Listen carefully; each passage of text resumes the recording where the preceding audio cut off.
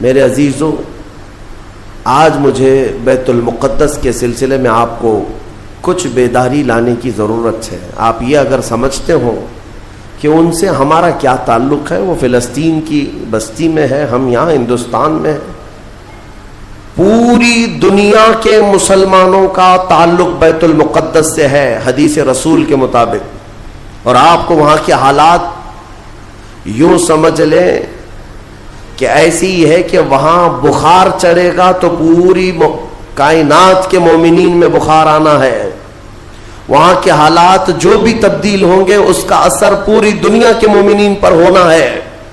ہمارا رشتہ وہاں سے مضبوطی کے ساتھ جڑا ہے، وہ انبیاء کی سرزمین ہے۔ حضور پاک صلی اللہ تعالی علیہ وسلم کی کئی حدیثیں فلسطین اور بیت المقدس کو لے کر کے جو قیامت کے قریب ہونے والی ہیں، وہ بشارتیں بھی ہیں۔ میں تھوڑی سی تاریخ آپ کے سامنے رکھوں میرے عزیزو۔ آج وہ بیت المقدس جو مومنین کا قبلہ اول رہا، 17 مہینے تک میرے آقا صلی اللہ علیہ وسلم خود بیت المقدس کی طرف منہ کر کے نماز پڑھتے رہے، پھر مدینہ طیبہ میں بیت المقدس کی بجائے قبلہ تحویل ہو گیا خانہ کعبہ کی طرف۔ اس بیت المقدس میں روایات کے مطابق 30,000 کے قریب انبیاء اکرام علیہ السلام آرام فرما ہے۔ 30,000 کے قریب انبیاء اکرام وہاں پر دفن ہیں، اور قرآن جس کے بارے میں کہتا ہے الذی بارکنا حولہ، سبحان الذی اسری بعبدہ لیلا من المسجد الحرام الی المسجد الاقصی الذی بارکنا حولہ، پاک ہے وہ ذات جس نے اپنے بندے خاص کو، اپنے نبی کو سفر کرایا معراج کا، مسجد حرم سے مسجد اقصی تک۔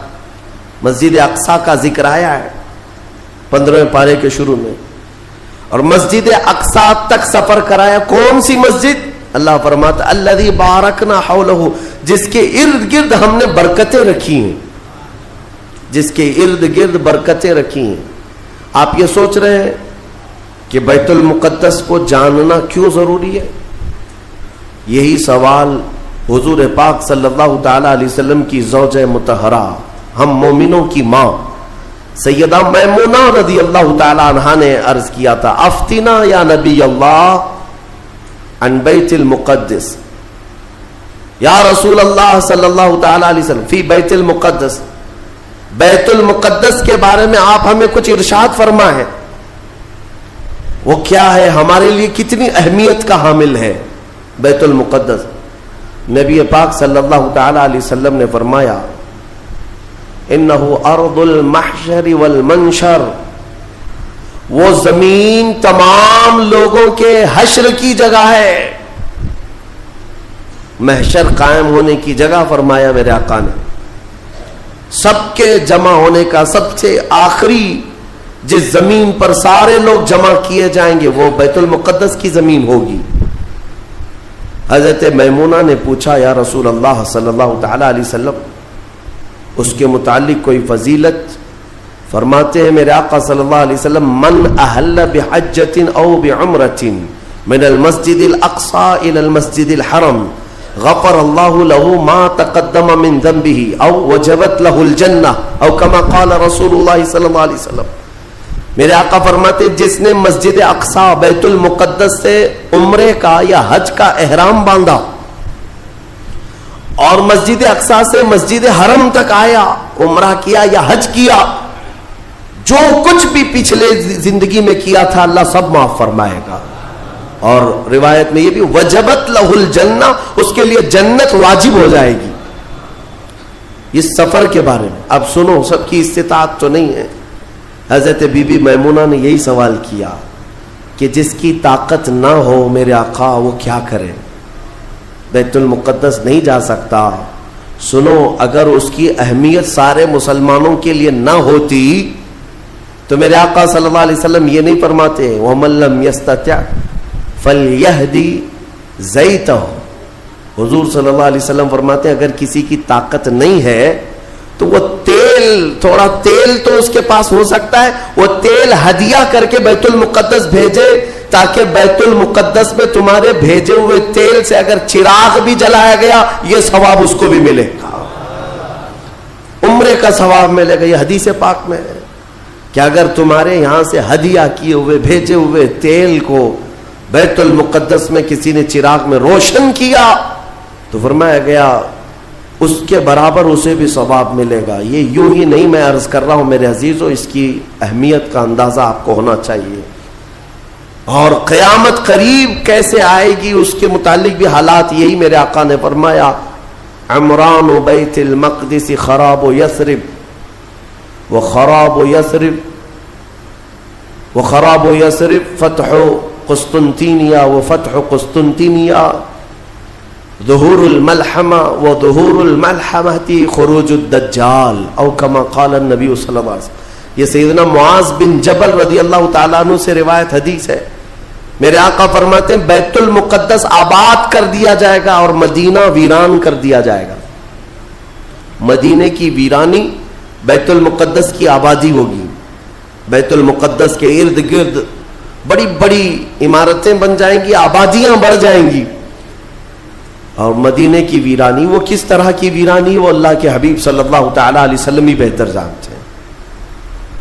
مدینہ زادہ اللہ شرفا و تعظیما، وہ ہمارے دلوں کی دھڑکن ہے، وہ ہمارے آنکھوں کا سرور ہے۔ اور پھر آگے میرے آقا فرماتے ہیں پھر مدینے کی ویرانی قسطنطنیہ کے فتح کا سبب ہو جائے گی۔ قسطنطنیہ استنبول کو کہتے ہیں جو ترکی کا شہر ہے۔ حضور پاک صلی اللہ علیہ وسلم نے فرمایا مومنین اس کو فتح کر لیں گے، اور قسطنطنیہ کا فتح ہونا نہیں بلکہ اس سے پہلے ملحمۃ الکبریٰ، ایک بہت بڑی جنگ ہوگی دنیا میں، اس سے بڑی جنگ نہ کبھی پہلے ہوئی تھی نہ بعد میں ہوگی۔ یہ کس کے درمیان؟ مومنین اور کفار و مشرکین کے بیچ۔ اس جنگ کی جگہ بھی میرے آقا نے بیان فرمائی، وہ ملک شام ہوگا، وہ دمشق کے قریب میدان میں جنگ ہوگی۔ تمہارے خلاف لڑنے والے 80 جھنڈوں کے نیچے آئیں گے اور ہر جھنڈے کے نیچے 12,000 کی فوج ہوگی، یعنی تقریباً 9,60,000 کی فوج صرف مومنین سے لڑنے کے لیے حاضر ہوگی ایک میدان۔ اس میں جو مومنین مسلمان جتنے جائیں گے وہ کتنی تعداد ہے وہ اللہ بہتر جانے، لیکن میرے آقا نے فرمایا پہلے دن 1/3 حصہ میدان چھوڑ کر بھاگ جائے گا مسلمانوں کا، اور حضور پاک فرماتے ہیں وہ پورے روئے زمین کے سب سے بدترین لوگ ہوں گے، ان کی توبہ کبھی نہیں قبول ہوگی۔ جو میدان چھوڑ کر بھاگ چکے ہوں گے ان کی توبہ کبھی نہیں قبول ہوگی۔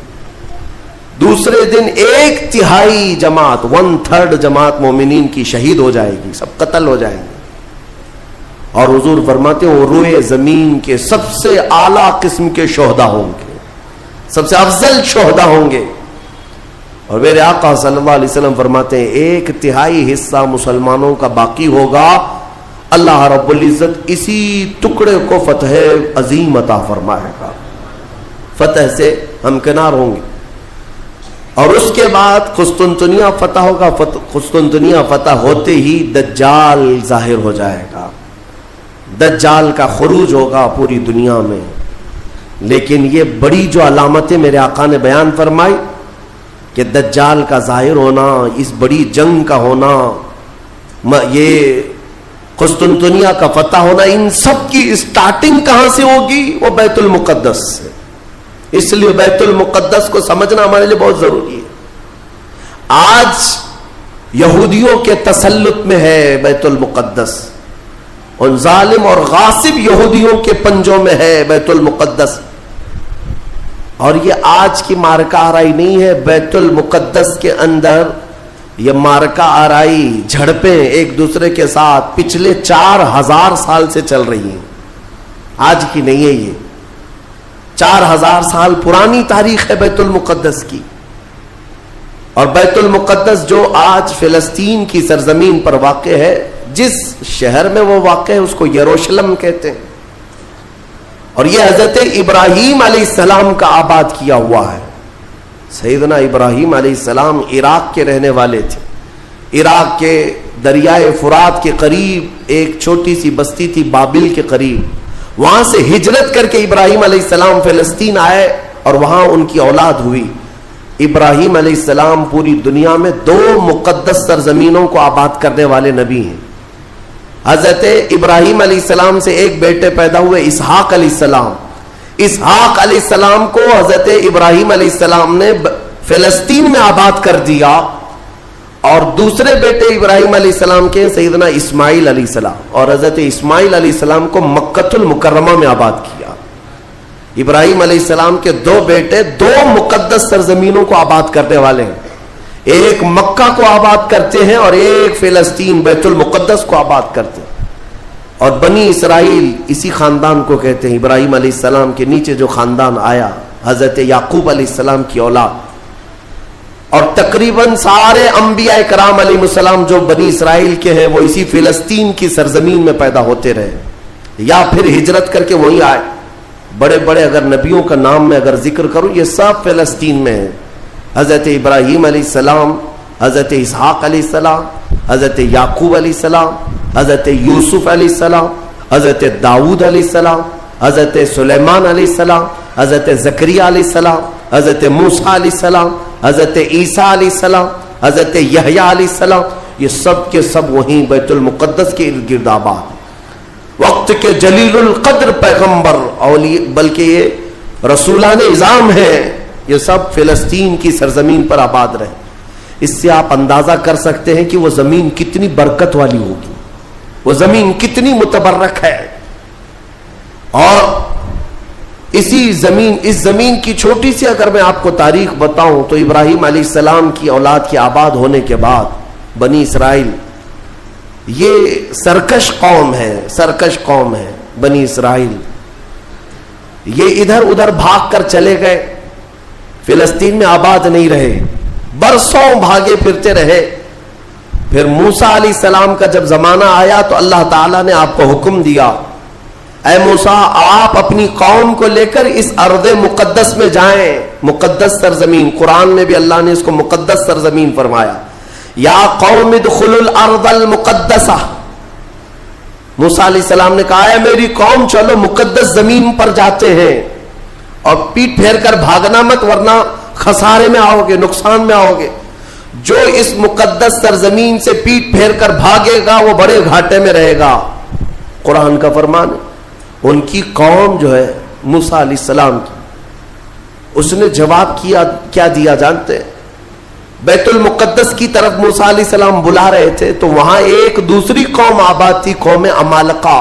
وہ اونچے چوڑے لوگ تھے، بڑے ہٹے تگڑے لوگ تھے۔ موسیٰ علیہ السلام کی قوم گھبرا گئی اور کہا کہ ہم نہیں آئیں گے۔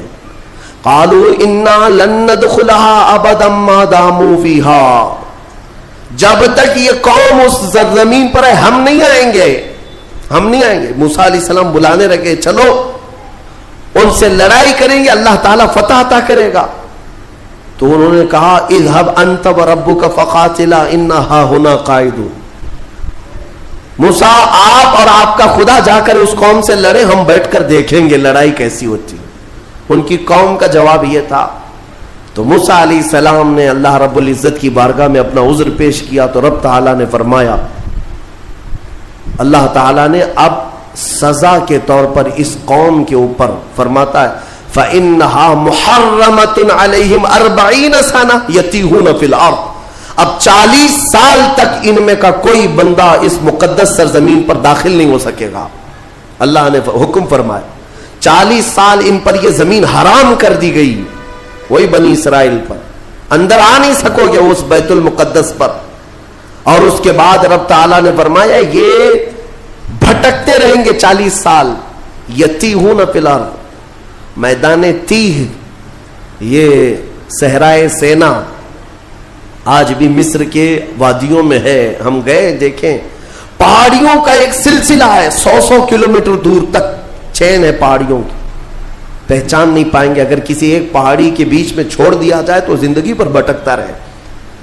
تو اس بنی اسرائیل کو ان پہاڑیوں کے بیچ میں چھوڑ دیا گیا، ان کو راستہ نہیں ملتا تھا، کب تک؟ 40 سال تک راستہ نہیں ملا، بھٹکتے رہے۔ وہ ان پہاڑیوں سے باہر آ ہی نہیں پاتے. ایک پہاڑ کراس کرتے سامنے سیم دوسرا پہاڑ نظر آتا, اس کو کراس کرتے تیسرا بھی سیم ویسا ہی نظر آتا. 40 سال گزر گئے بھٹکتے ہوئے. پھر موسیٰ علیہ السلام کی بھی وفات ہو گئی, ہارون علیہ السلام کی بھی وفات ہو گئی. اب یہ جتنے نافرمان تھے یہ مر گئے. ان کی جو نئی نسل آئی, چھوٹے جو بچے تھے, اب وہ جوان ہوئے تو ان کی سوچ مثبت تھی, فکر اچھی تھی. اس وقت اس بنی اسرائیل کے نبی یوشع بن نون تھے, حضرت موسیٰ علیہ السلام کے خادم بھی رہے, یہ اللہ کے نبی تھے.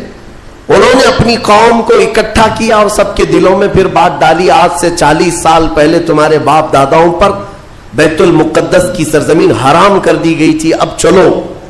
تو انہوں نے کہا قوم عمالقہ اب بھی ہے, وہاں پر لڑائی ہوگی. انہوں نے کہا چلو میں تمہارے ساتھ ہوں. جب وہ نکلے بیت المقدس کے راستے پر, وہی ہٹے کٹے لوگوں سے ان کا مقابلہ ہوا, قوم عمالقہ سے. صرف دوپہر سے عصر کے درمیان وہ پوری قوم شکست کھا کر بھاگ گئی اور اللہ نے بیت المقدس بنی اسرائیل کو عطا فرمایا. اللہ کے حکم پر اگر چل کر کے دیکھا ہوتا, یہیں بیٹھ کر کے ارے وہ بڑے تگڑے لوگ ہیں, اونچے لوگ ہیں, یہ بنی اسرائیل کی عادت ہے. پھر اللہ رب العزت نے انہیں وہاں پر قرار دیا. بیت المقدس یہ یہودی کہلا ہے. یہودی ایمان والے یہودی تھے جو بیت المقدس میں آباد تھے, برسوں تک رہے. اس کے بعد پھر حضرت عیسیٰ علیہ السلام کا ظہور ہوا, آپ کی ولادت ہوئی. عیسیٰ علیہ السلام کے ساتھ ان یہودیوں نے بڑی بدتمیزیاں کی ہیں, ان کے قتل کا بھی منصوبہ بنایا, ان کی ماں پر الزام لگائے. یہودی بڑی بدماش قوم, اور انہوں نے تقریباً 10,000 نبیوں کو قتل کیا ہے. اللہ کے نبیوں کو قتل کرتے تھے. اب اللہ رب العزت نے قرآن میں جن کے بارے میں فرمایا غضب اللہ علیہم, اللہ کا ان پر غضب ہے, اللہ کا ان پر غضب ہے, آج بھی غضب ہے, غضب ہے. تھوڑے دن ان کے ازدہار کے آتے ہیں, ترقی کے آتے ہیں, تو دنیا کو ایسا لگتا ہے پوری دنیا کے بادشاہ یہی ہے. پھر رب تبارک و تعالیٰ انہیں اوندھے منہ پھر گراتا ہے. ذلت ان کا ساتھ قیامت تک نہیں چھوڑے گی, قیامت تک نہیں. انہوں نے انبیاء کا قتل کیا اور بیت المقدس میں آباد رہے. تو پھر ایک بادشاہ ایسا آیا عراق کا, بخت نصر نام تھا, وہ آ کر کے بیت المقدس پر ایسا حملہ کیا, ایسا حملہ کیا کہ اس نے ہزاروں یہودیوں کو قتل کیا اور بیت المقدس کی عمارتیں توڑ پھوڑ کر رکھ دی. جو حضرت سلیمان علیہ السلام کے زمانے میں عمارت بنی تھی بیت المقدس کی. ہاں یہ بھی میں بتا دوں اس کی تاریخ کیا ہے. حضرت سلیمان علیہ السلام بادشاہ تھے, اللہ تعالیٰ نے حکم دیا کہ تم تعمیر کرو. تو بیت المقدس جب تعمیر کرنے لگے تو کس کی مدد سے؟ جنات کی مدد سے آپ تعمیر کر رہے تھے. سارے جنات کو کام پر لگا دیا تھا, اور سارے جن صبح شام دوپہر کام پر لگے تھے اور مسجد بنا رہے تھے بیت المقدس.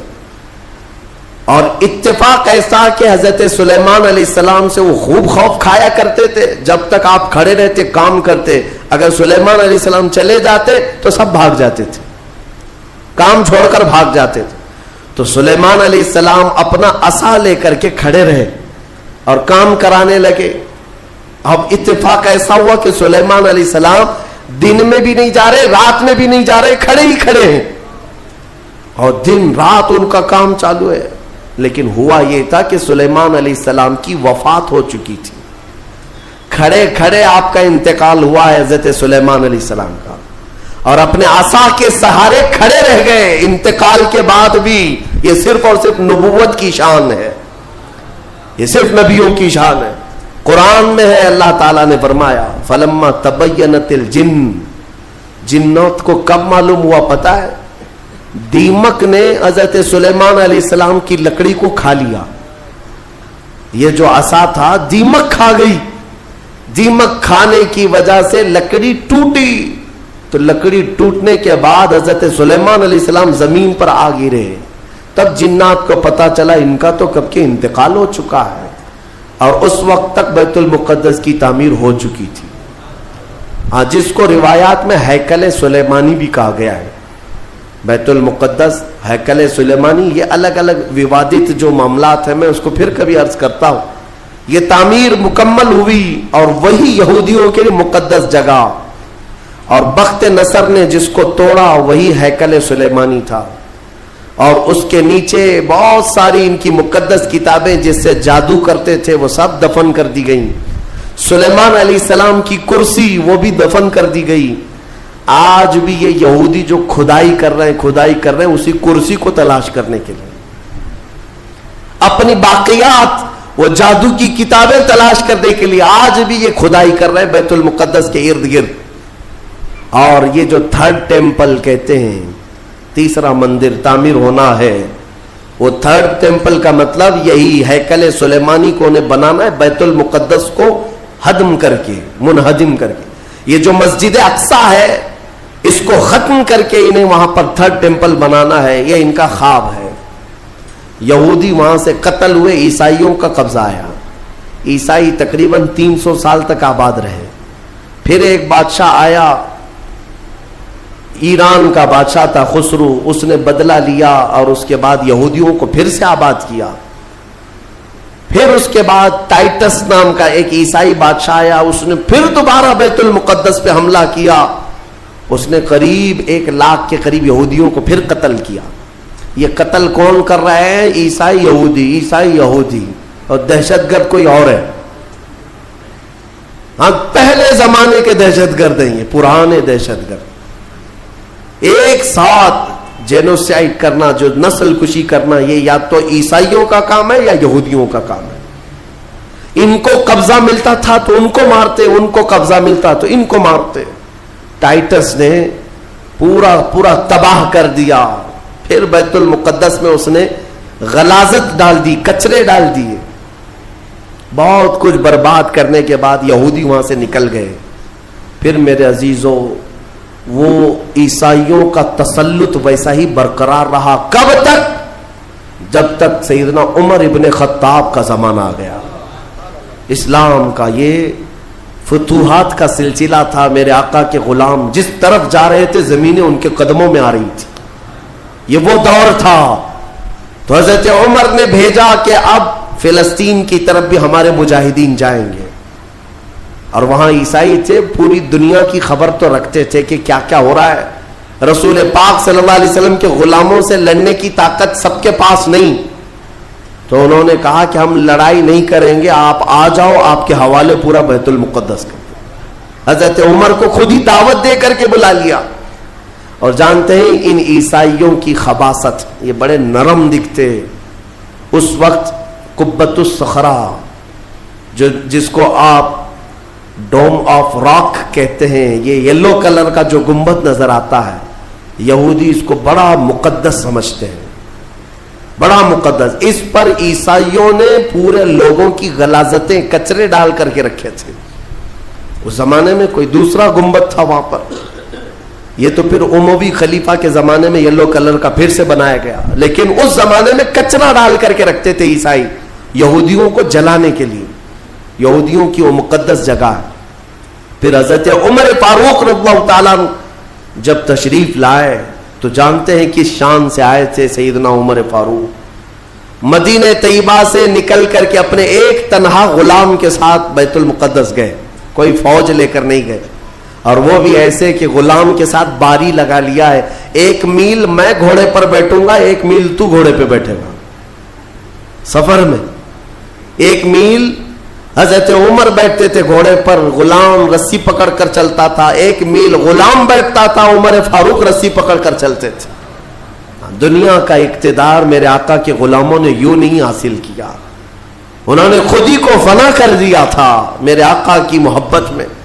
اور اتفاق ایسے کہ فلسطین جب پہنچے تو باری غلام کے بیٹھنے کی تھی.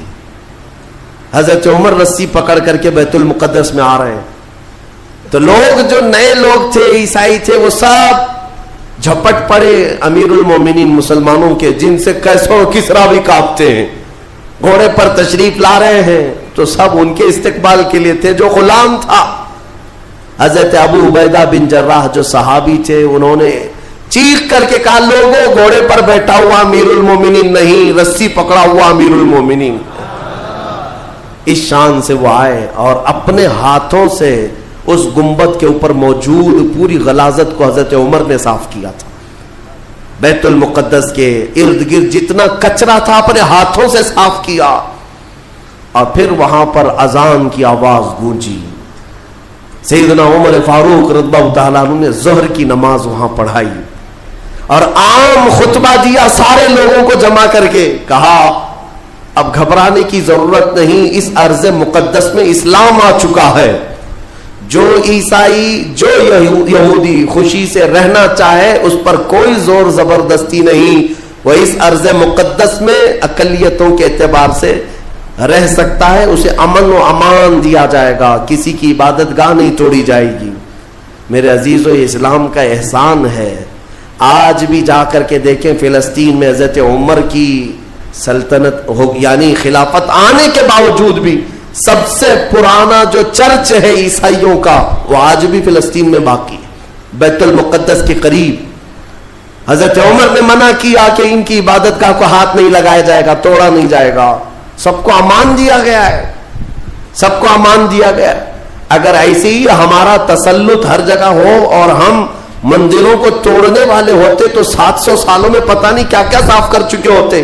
اسلام اس کی تعلیم دیا نہیں, تمہیں آزادی دی ہے کہ جو تمہارے ماتحت ہیں انہیں اپنی عبادت کرنے دے دیا جائے. ذمیوں کو جو اپنے دین میں قائم رہنا چاہتے ہیں انہیں چھوڑ دیا جائے گا, انہیں مارا نہیں جائے گا. حضرت عمر فاروق رضی اللہ تعالیٰ عنہ کے زمانے سے لے کر بیت المقدس مکمل اسلام کے دائرے میں رہا. یہ تقریباً 200 سال تک چلا, تقریباً 200 سال تک.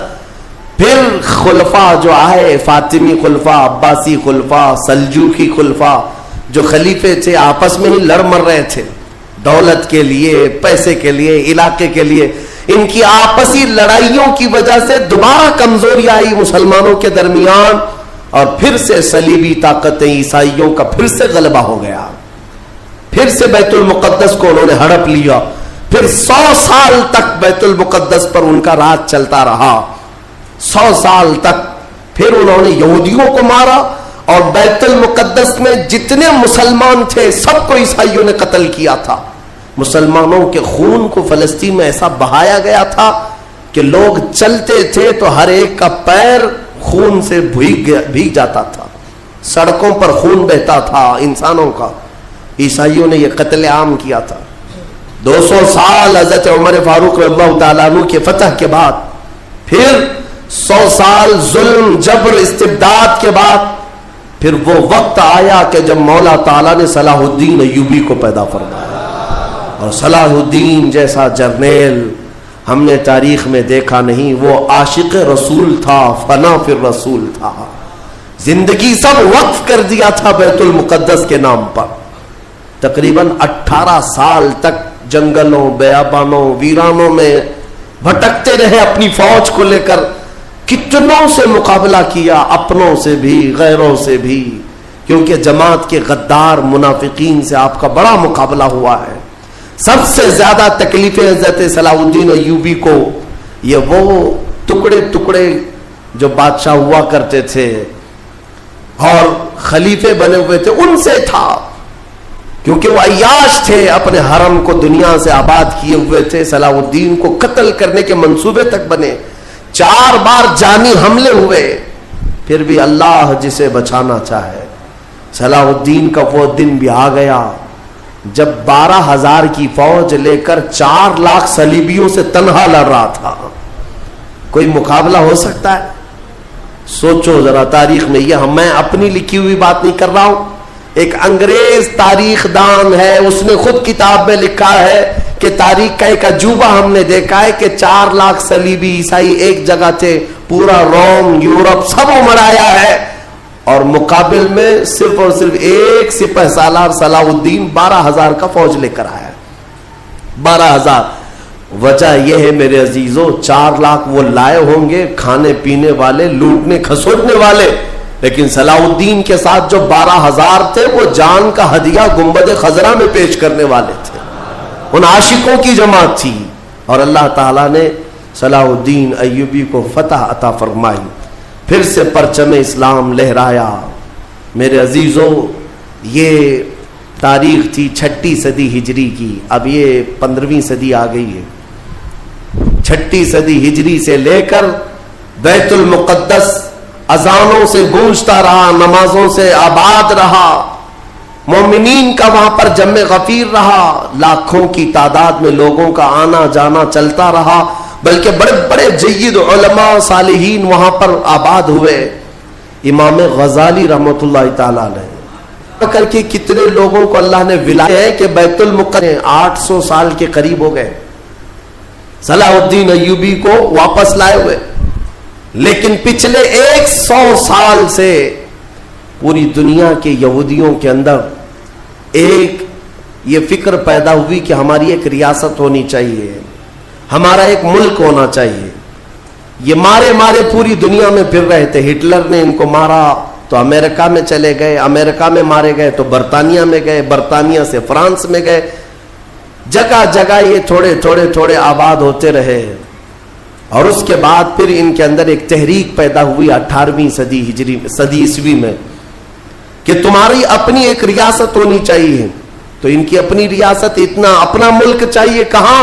وہی مقدس زمین جو تمہارے باپ داداؤں کی ہے، کیونکہ یہودی یعقوب علیہ السلام کی اولاد میں اپنے آپ کو کہتے ہیں۔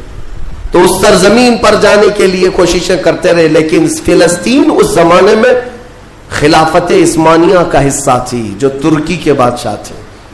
ترکی کے اندر میں فلسطین آتا تھا، تو وہاں پر ان کی مجال نہیں تھی۔ لیکن ہوا یہ کہ 1914 سے 1918 کے بیچ میں فرسٹ ورلڈ وار ہوئی، دنیا کی سب سے بڑی جنگ، پہلی جنگ عظیم، جس میں ترکیوں نے جرمنی کا ساتھ دیا اور ہار گئے برطانیہ انگلینڈ کے مقابل میں۔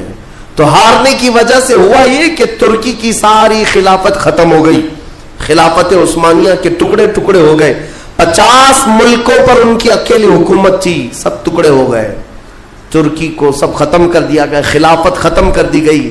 یہ 1920 میں خلافت ختم کر دی گئی، اور پھر برطانیہ انگلینڈ کے تسلط میں، اس کے قبضے میں فلسطین بھی آیا۔ یہ وہ زمانہ تھا جب ہمارا انڈیا بھی انگلینڈ کے انڈر میں تھا، ہمارا بھارت بھی۔ برطانیہ ہر ملک فتح کرتے ہوئے اپنے اندر لیتے جا رہے تھے، یہ انگریزوں کی عادت تھی۔ تو فلسطین بھی ان کے اندر میں تھا۔ تو اب ان لوگوں نے یہودیوں کے لیے ایک عام اعلان کیا، ڈکلیریشن آف بالفور کہا جاتا ہے، ایک بالفور اعلامیہ، جس میں اعلان کیا گیا کہ دنیا بھر کے جو بھی یہودی ہیں وہ ہجرت کر کے یہاں آئے، انہیں گھر دیا جائے گا۔ 1921 سے پھر فلسطین میں ایک چھوٹی سی بستی میں ان کو بسایا گیا۔ 4000 لوگ پہلے آئے، 4000 لوگ آئے، پھر یہ ہجرت کا سلسلہ چلتا رہا یہاں تک کہ 1947 میں ان کی آبادی 36 لاکھ کے قریب ہو گئی، 30-35 لاکھ سے بڑھ کر کے آگے بڑھ گئے۔ اور اس کے بعد پھر 1948 میں ان ظالموں نے اقوام متحدہ UN کی مدد سے یہ اعلان کر دیا پوری دنیا میں کہ اب یہ فلسطین نہیں ہے، اس کا آدھا حصہ اسرائیل ہے، یہ ہمارا ملک ہے۔ بات در حقیقت یہ تھی کہ UN میں، اقوام متحدہ میں یہ بل پاس ہوا تھا کہ یہودیوں کو بھی رہنے دیا جائے، مسلمانوں کو بھی۔ اس فلسطین کے 2 ٹکڑے کیے جائیں گے، ایک مسلمان فلسطین بنائیں گے اور ایک یہودی اسرائیل بنائیں گے۔ آج بھی یہ اقوام متحدہ UN کا یہ بل آج بھی موجود ہے، اقوام متحدہ سے یہ بل پاس ہوا۔ یہودی تو مان گئے، لیکن پورے عرب کے مسلمان اس کے خلاف تھے کہ عربوں کے بیچوں بیچ ایک یہودی ریاست کیسے قائم ہو سکتی ہے؟ یہ ہمارا مقدس معاملہ ہے، مقدس سرزمین سے ہمارا تعلق ہے۔ احتجاج کرتے رہے، لیکن ان یہودیوں نے مال کے ذریعے، عورتوں کے ذریعے سارے عرب ملکوں کے جو بادشاہ تھے ان تک اپنا تسلط جما لیا۔ کئی ایسے عرب بادشاہ ہیں جن کی بیویاں یہودی ہیں، ان کے گھروں تک یہ پہنچ گئے اور ان کو ایسا نیوٹرل کر دیا کہ اب وہ فلسطین کے بارے میں بات نہ کریں۔ ہوا یہ کہ اسرائیل تو بن گیا، لیکن آج تک فلسطین نہیں بن سکا۔ فلسطین کا وجود دنیا نہیں دکھاتی، گوگل میں چیک کرو تو نہیں بتاتا فلسطین کوئی جگہ نہیں. میرے عزیزوں ہر 10 سال پر یہ زمین کو ہڑپتے ہڑپتے ہڑپتے آج پورا وہ ارض مقدس جس کو فلسطین کہا جاتا ہے 90% یہودیوں کے قبضے میں آ گیا.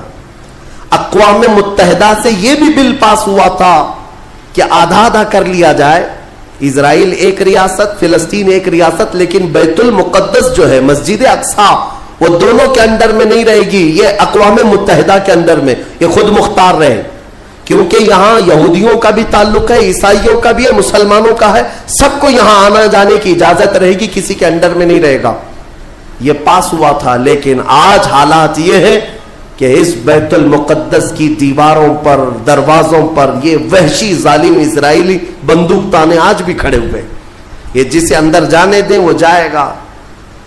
پوری دنیا اپنی آنکھوں سے دیکھ رہی ہے ان کی خیانت، ان کی غداری کو، لیکن کوئی ایک جملہ تک نہیں کہتا کہ اسرائیل دہشت گرد ہے. آپ کو میں ایک آنکڑے اگر بتاؤں تو آپ کے رونگٹے کھڑے ہو جائیں. انہوں نے فلسطین کے مسلمانوں میں سے اب تک 2.5 لاکھ صرف بچوں کو قتل کیا ہے ان اسرائیلیوں نے. آج بھی یہ ڈیٹا موجود ہے، انٹرنیٹ پہ موجود ہے، بڑی ویب سائٹس ہے، انہوں نے شو کیا. اقوام متحدہ کی بھی رپورٹ موجود ہے کہ فلسطین کے کتنے مارے گئے. ان دونوں کی جنگ میں 24 لوگ اگر مارے جاتے ہیں تو 23 فلسطینی ہوتے ہیں، ایک اسرائیلی ہوتا ہے. پھر بھی دہشت گرد فلسطین ہے، آتنکواد فلسطین ہے. میرے عزیزو یہ دنیا جو دوہرا کھیل کھیل رہی ہے اس کو کون بتائے گا آخر؟ وہاں جمعہ کی نماز پڑھنے کے لیے مومنین آج بھی جاتے ہیں، ان پر گولیاں برسا دی جاتی ہیں، لیکن ان جیال مسلمانوں کو ہزاروں سلام جو تلواروں کے سائے میں بھی میرے مولا کی عبادت خشوع و خضوع سے کرتے. میں خود گیا اور دیکھا ہوں چھوٹے سے بچے، 6 سال کے 8 سال کے بچے ملنے کے لیے آتے ہیں اور یہ پورے اسلحے میں لیس فوجی کھڑے رہتے ہیں. چھوٹا سا بچہ ان کی گن کو یوں گھماتا ہے اور مسجد میں اندر آتا ہے، ایسا لگتا ہے جیسے وہ کھلونے کو پکڑ رہا ہے. میرے عزیزو یہ بھی حدیث پاک کے ذریعے سے میں بتاتا ہوں. میرے آقا صلی اللہ علیہ وسلم فرماتے ہیں میری امت کا ایک حصہ قیامت تک باطل سے لڑتا رہے گا، قیامت تک باطل سے لڑتا رہے گا، اور ان کی مخالفت کرنے والوں کا ان پر کچھ بھی اثر نہیں ہوگا، اور دنیا میں کوئی بلا بھی پھیلے تو اس جماعت پر کچھ اثر نہیں ہوگا. صحابہ نے پوچھا یا رسول اللہ آپ کی امت کا وہ حصہ کون ہے؟ میرے آقا فرماتے ہیں بیت المقدس کے آس پاس رہنے والے مومنین کی جماعت ہے.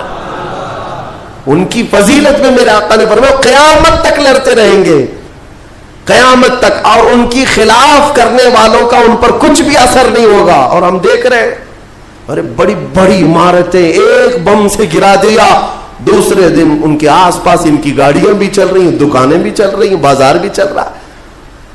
کل رات کو فائرنگ ہوئی، 50 لوگ بیت المقدس سے اٹھا کر کے لاشیں لے گئے. دوسرے دن جا کر کے دیکھے تو عصر کے بعد عورتیں اپنے بچوں کے ساتھ روٹیاں سینڈوچ کھاتی ہوئی بیٹھی ہوئی ہیں. مطلب یہ ہے کہ نہ موت کا ان کے اندر خوف ہے، نہ ظالموں کے تسلط کا ڈر ہے.